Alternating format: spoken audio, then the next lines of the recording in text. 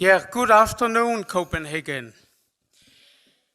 We will have a little change in our focus now. I'm so excited to be here among friends and supporters of Israel. And for many years, 2 decades, I have also been very much involved in Aliyah, as you heard, where we have supported tens of thousands of immigrants that came from former Soviet Union to the Negev area in Israel. So I know all the areas in the Negev. I know Sderot, I know Netivot, I know Ofakim, I know Beersheba, I know Ashkelon, I know Ashdod, I know all the places. So this has been a very important part of my life to support and help the Jews to a future in Israel. Also in cooperation with the local municipalities, and this has been really a great work that still continues in many ways. But it's not what I would talk about now. Some years ago, I was financed by the Ministry of Culture in Denmark and had to have the opportunity to create 10 television programs of the history of the Jews in Copenhagen. And actually, I made 10 programs of the history of Copenhagen in 1,000 years. We are in a quite old city these days. And one of the programs in this series was about the Jews in Copenhagen. And I will extend it a little now because I want to speak to you about how the Jews have been a tremendous blessing to Copenhagen and to Denmark for centuries. And I hope you will really appreciate that, because this is such a blessing to our country, to our society, in so many ways that it's actually hard to believe. Because although the Jews have only been a small minority in this country, they have always had great importance for Denmark, and especially Copenhagen. If you walk the streets of Copenhagen today, you will actually find the Jewish history in the buildings, in the streets, in the areas of Copenhagen, although it is 400 years since they came. So you can walk and you can see the Jewish Copenhagen. And the Jews came to the country. They came with European culture. They came with capital, and they came with the new technology, and they created progression in the stagnant, one-handed, mercantilist society. And as entrepreneurs, they gave the business world a boost in Denmark and helped to develop the culture in our country. A Danish cultural personality expressed it in this way. He said, without the intellectuality of the Copenhagen Jews, we really would have been a bunch of ignoramuses. So that is something, actually. In 1622, the Danish king, as we heard yesterday, Christian IV, he invited Jews to settle in Denmark. The king needed capital, he needed skilled craftsmen and tradesmen to boost trade in his time. after his death in 1648, the successor, King Frederick III, he did important business with Jewish families. Some of the first Jews who came to Copenhagen in the 17th century were given permission to spin and trade in tobacco, which was also used as medicine then, in return for acquiring real estates. They could settle down in Copenhagen. And in the end of the 17th century, Jews was also allowed to settle in Danish provincial towns, which the Swedish wars and the plague had left with many, many empty houses. So in the beginning of 400 years of Danish Jewish history, it starts like this. In the 18th century, mercantilism dominated Europe's economic policy. One of its ideas was that the prosperity of a country rests on its industry. Therefore, the kings looked favorably on innovative Jews who set up factories in the tobacco industry, hosiery manufacturing, pattern printers, clothing factories, and dyers. Or in the later half of the 18th century, Denmark's trade flourished. There was really a great blessing from the Jewish people in these areas. And the Jewish merchants became a significant factor in Copenhagen's commercial life. Namely, they imported costly trade goods. And it was from foreign continents. One of them became Copenhagen's first Jewish grocer.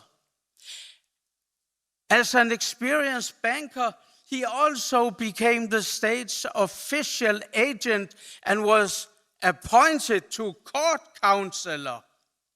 And in the 19th century, the Jews became an important part of Danish business and cultural life as contractors, as traders, and as scientists, writers, artists, and art patrons.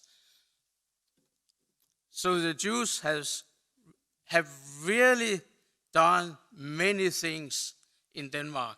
Most Jews, however, ran small-scale trades, for example, as pawnbrokers and merchandisers, or as itinerant peddlers.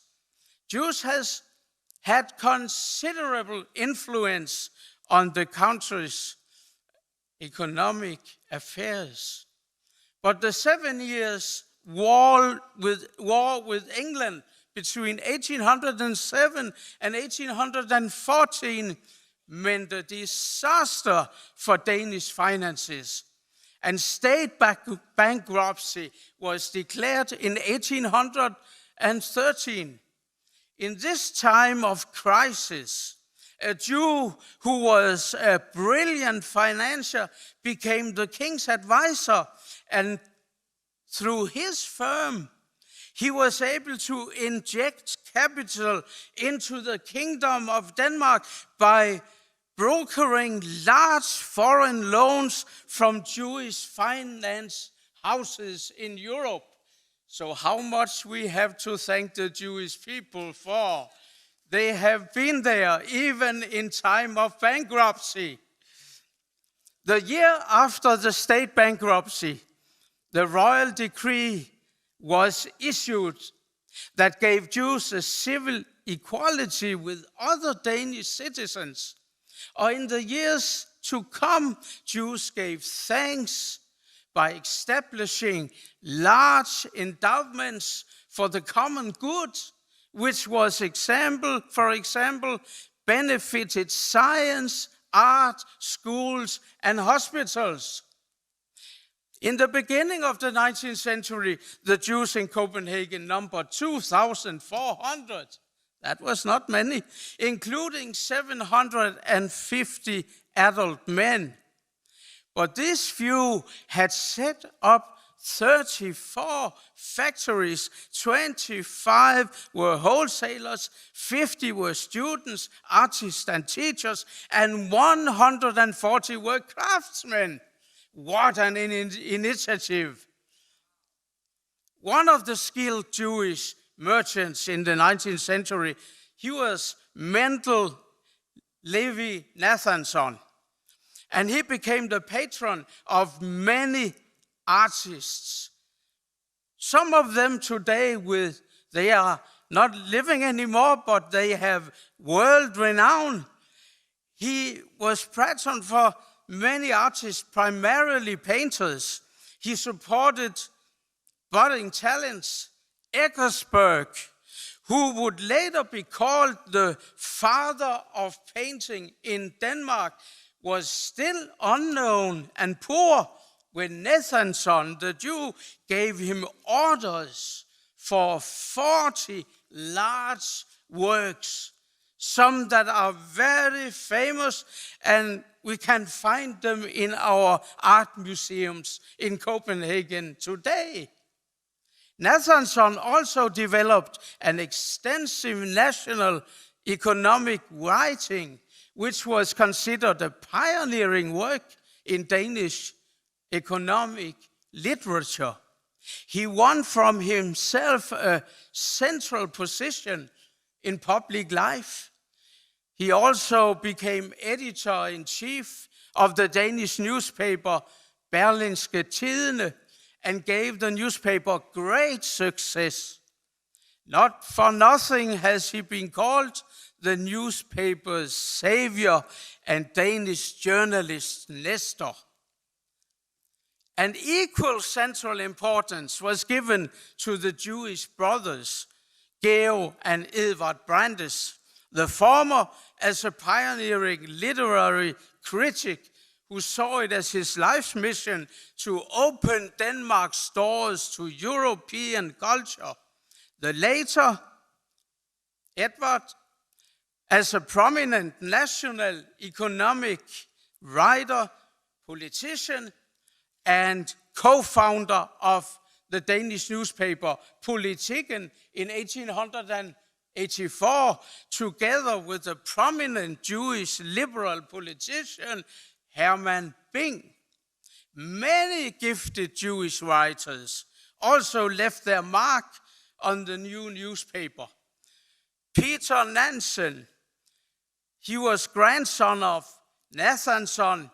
He greatly contributed to the journalistic breakthrough for Politiken in the Copenhagen press. So Jews were also in the important press houses of Denmark. Later he became director, Peter Nansen became director of Gyldendal Publishers, which he helped through a crisis and made into Northern Europe's leading publishing house. So we find Jewish personalities everywhere when we read about the Danish history. The Jewish influence was also large and multifaceted in 1900 century's Danish literature, in art, in Danish theater. There we had Johanne Louise Heiberg. She was considered Denmark's greatest actress. Her mother was a Jewish refugee from Germany. In the political area in the 19th century, several Jews figured, some of whom also became ministers, others speaker of the Folketing, the parliament, or speaker of Copenhagen City Council, two of the country's most representative posts in Denmark. Since the new municipal system came in force in 1840, a double-digit number of Jews have over time been members of Copenhagen City Council. And earlier this afternoon, we had one of the representatives in these days here on stage, Finn Rudaitsky. The Constitution of 5th of June 1848 gave the Jews a political equality with other citizens, and the Jews slowly but surely slipped into mainstream society in Denmark. Denmark would have become different from what we know today if Jews had not contributed to the people's life. In industry, in business life, in research, in economics, in politics, in journalism, in education, in art, and in literature. That makes me excited when we are among friends of Jews and Israel this afternoon. It's unbelievable what they have done to our country. What a blessing from God and his people in Denmark. How can we thank enough these people that are meeting so much curse today? Oh, we have to bless that people because they have blessed our nation and our people for 400 years.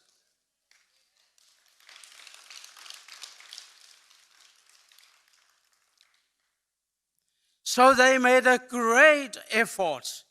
A significant testimony to this is the names on Danish street signs. We are not saying 4th Street or 41st Street or 5th Street. We have names on our street signs. And when you walk the streets of Copenhagen, you will, after all, find many Jewish names. A long time after they have contributed to our society. After all, streets and squares are often named after people who have meant something in our cities and in our country and deserve to be honored and remembered. And that is what we do in Denmark. There is still many Jews that are honored and are remembered in 400 years long history. Denmark's 3 main private banks were also created by Jewish initiative in the 19th century. Medicine and research also benefited from Jewish initiative.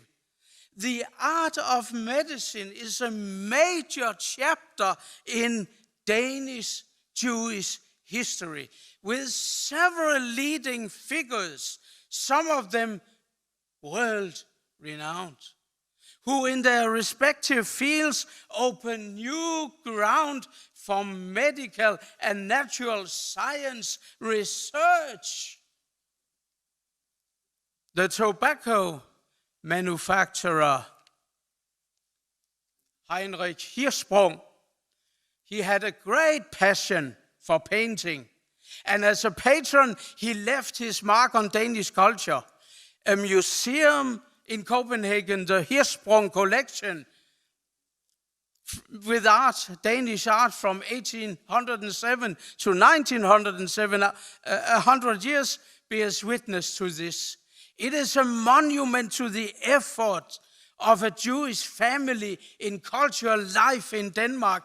His home was one of Copenhagen's cultural centers in Copenhagen, where an elite in art and intelligence gathered. So we should not be a bunch of ignoramuses. It's fantastic. Another Jew, a merchant, genius. He was really a merchant genius. He became a pioneer for Danish agricultural export.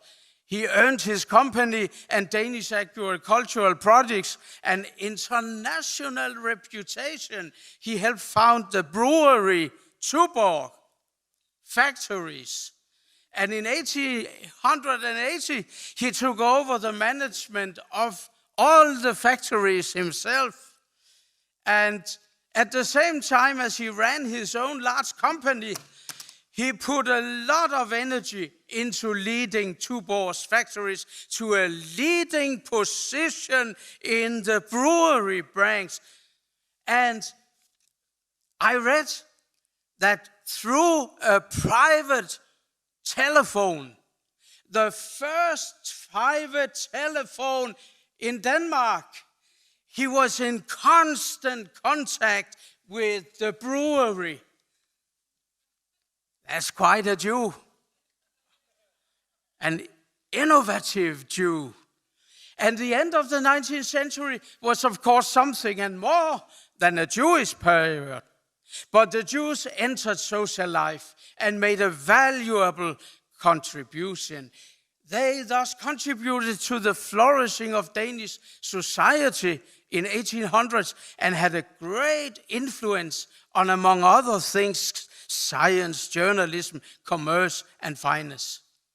Many of Jewish personalities could be mentioned if time permitted. But mention must also be made of the important merchant Gerson Melchior. We have more than Melchior rabbis in Denmark. We have great merchant families called Melchior, and one of them I will shortly tell a little about. He expanded his trading house with shipping and overseas connection, and the family and the trading house reached a peak under his two sons. They were Moritz and Moses Melchior, who among other things imported rum, sugar, tea, coffee, and spices. And duties of trust piled up at Moritz Melchior. He was a member of the city council and the Copenhagen. He was elected to the committee of the German Merchant Society. He carried high orders and he was appointed a court counselor.